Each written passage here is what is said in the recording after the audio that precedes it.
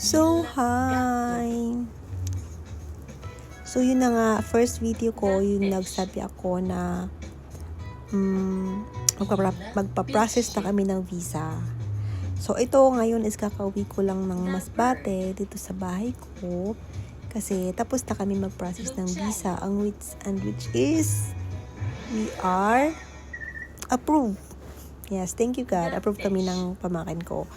So, umuwi muna kami kasi mag-aantay na naman kami ng mga dokumento na galing ng Italia na ipapadala sa amin at ipiprint namin ulit yon at ibibigay namin sa agency.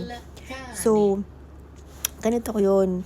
Yung nagpunta kami yun na nga, diba, nakwento ko sa first video ko na may kailangang bayaran. So, ang binayaran namin doon is 8,200 exactly yun.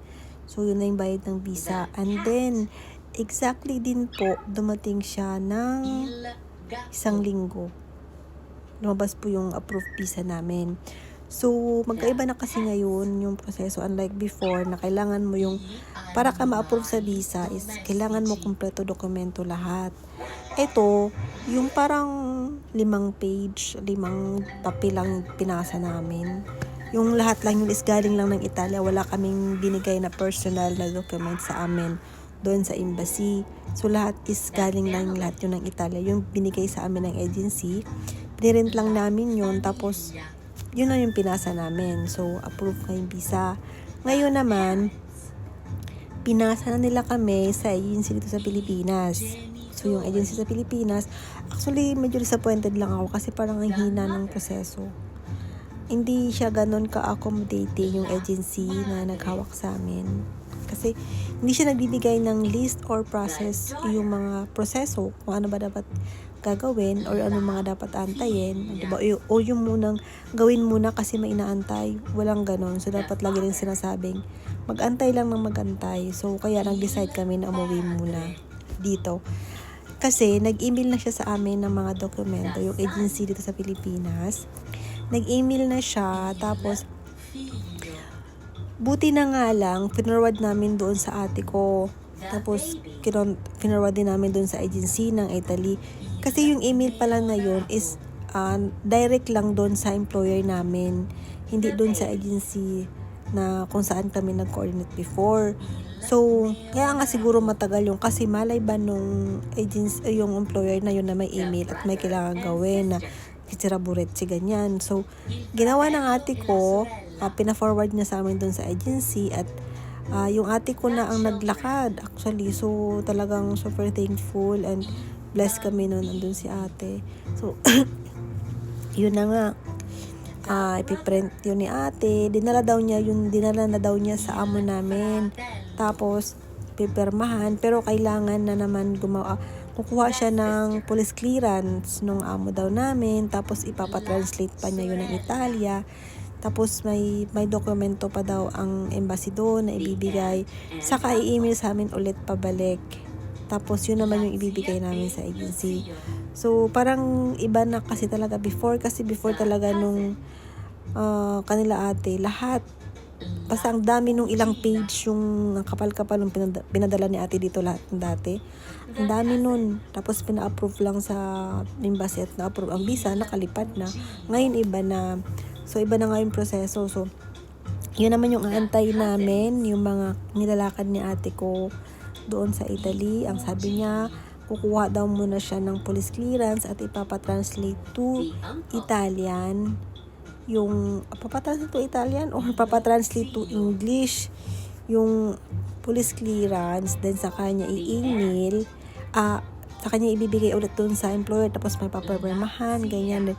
Babalik ka sa embassy daw, may kukunin pa daw siya, ganyan. Tapos babalik niyo dun sa agency, then pagbalik nung sa agency is mag-email sa amin.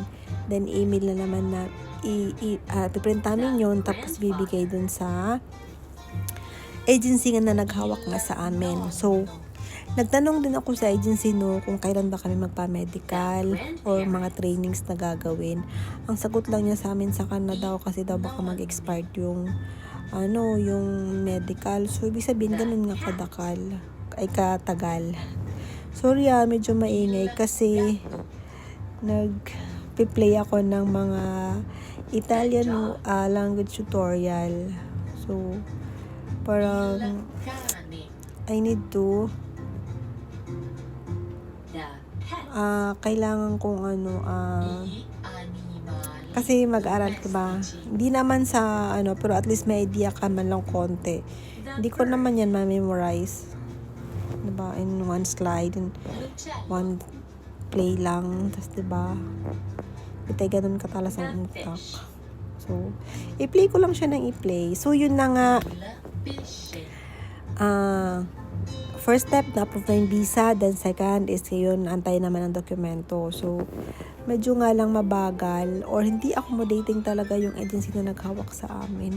Kasi kung hindi mo siya tatanungin, wala din siyang sasabihin na ganito muna first, second ganito, third ganito. Wala siyang ganun. So, very disappointing yung agency na naghawak sa amin. Sana hindi na kami nag-agency kasi magbabayad, may babayaran mga worth 85k daw yung babayaran. Pero at first, 15k muna. Yung first appearance namin sa agency dito sa Pilipinas, if ever na dumating yung dokumento na ipapadala ng agency sa Italia, bagong dokumento na naman yun, ipiprint namin yun, tapos dadalhin sa agency with the money of 15,000. Kasi parang magti-training na daw kami noon. Pag na okay na yun. Before pa pala noon, may interview ba daw kami with OWA. So, before daw noon,